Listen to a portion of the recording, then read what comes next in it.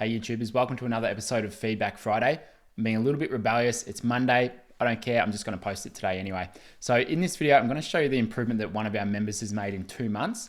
Now, the first video that you can see right now, this is the original video that he sent in. So what swimmers will do is record themselves, they'll post it on YouTube, send me the link, and I'll do an analysis for them. Now, in this first video, some of the first things that we looked at working on were the alignment. So just trying to get on those train tracks with the entry and in the extension, making sure we get to the right starting catch position, as in fingers below wrist, wrist below elbow, and having the fingertips finish just that little bit deeper than the shoulders. That was some of the first couple of things that I mentioned in the initial analysis that I did for Omar in this video.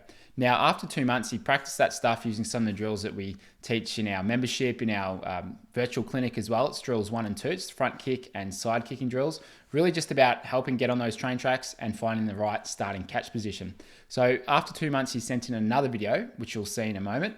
Now, this is the analysis that I did for him from this second video, and you'll see what we're going to focus on from now that he's improved those 2 things. And you might expect less, you might expect more of an improvement in 2 months, but really it's a gradual process. If you're making changes to your technique, it's going to take time to change the existing motor patterns that you've got. It's not going to happen straight away. You might be able to make some changes straight away, but to really lock those in and make them permanent, it does take time. So that's why, when I work with someone, they'll normally, we'll look at the fundamental things, some of the key things to making sure that you're relaxed, you're balanced, and you're comfortable in the water, and then we build on them from there. And really these first couple of things that we worked on were pretty basic, but if you can set yourself up with those really fundamental and foundational things, then it makes it so much easier to work on the more challenging parts of the stroke. So here's the full analysis that I did for Omar for this second time around, and you'll see exactly what we're going to focus on now.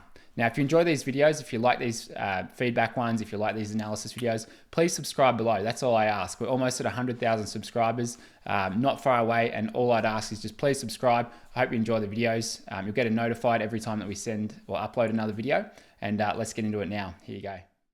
Hey Omar, thanks for these next couple of videos. So I just had a look at the first video you sent in July, just to have a comparison, because it's always good to see what changes you've made. And this is really impressive. You've pretty much made the exact changes that we were looking to make. So I'll sort of talk about this now. So one of the main things was just getting on those train tracks, making sure that that you weren't sort of going too wide, and making sure that you're entering in line with the shoulder and extending forwards. So much better there, so much better. That's a really good improvement. And after you've probably practiced it for almost sort of 2 months now, so it's probably starting to feel a lot more normal and comfortable. So terrific changes. The other thing too was just making sure you got to the starting catch position, so you weren't going too deep with the hands. And again, you've really made those changes well. This is perfect, exactly where you need to be on both hands. So that the depth of the hands and the arms is spot on. So I think what I really want to work on now is the acceleration through the stroke and the exit of the hand. Normally I'd then work on the catch with people, but I think you already have a pretty good catch. You actually get to a high elbow position. So the elbow, the way I define that is if you draw a line from your shoulder to your hand, this elbow is above that straight line, which it is there. And even on this right side, if I can pause in the right position, yeah, spot on. So I think you've already got a really good catch on both arms. Now, it's not to say we can't improve it. We can always improve it. But to me, where the sort of low-hanging fruit is the exit and the acceleration through the stroke. So let's have a look at that. Now, with the speed that the hand pulls through with, it should start slow out in front during the extension and the catch phase. It should be a bit slower out in front, and then it should speed up and accelerate through here at the back. So I'll show you what that looks like here. We might go to the side view. This will be a bit better.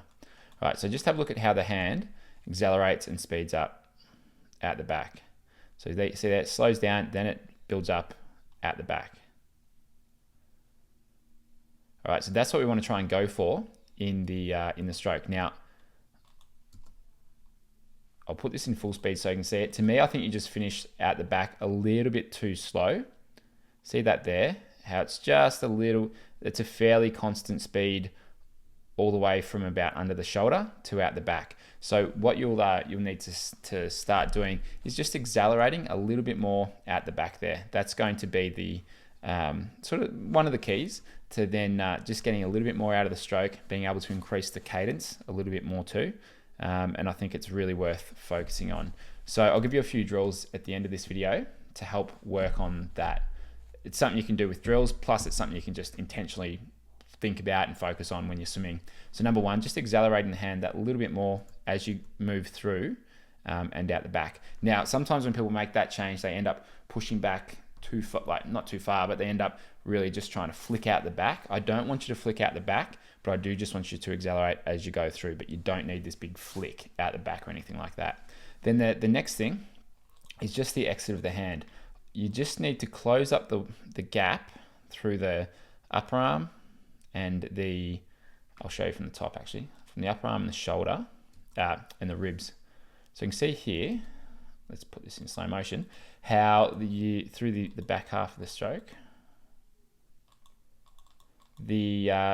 sometimes the hand finishes just a little bit, sometimes a little bit wide of the hip. So through here, okay, this hand is a little bit wide, which means the upper arm and the ribs, the side of the body, are a bit too far apart. It's probably best seen from the front view here.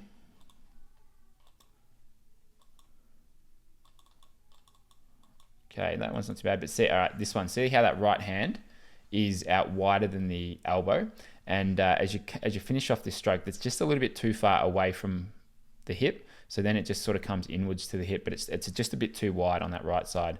Left one, that looks good, and finishes off pretty well, but I'd like to see you come a bit more, almost under the body through that back third of the stroke and finishing off close to the hip, kind of like you are there, but particularly that right one, that's just got to come in more underneath the body. You've got to close up this, what we call sort of closing the window through the upper arm and the ribs there. So I'll show you again, I'll just show you what that looks like.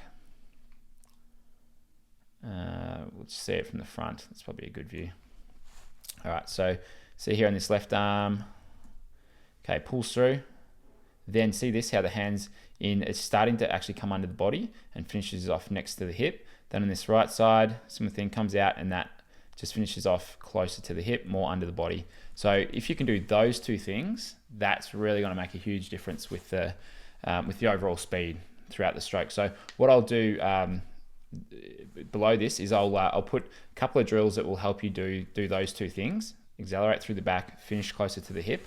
Again, give it maybe 3 or 4 weeks of practice, then send in another video. We'll have a look at how it's looking, and then we'll just reassess, see if we want to continue working on it, or if we want to then maybe work on something else. But that to me is the biggest opportunity in your stroke at the moment. So looking really, really good.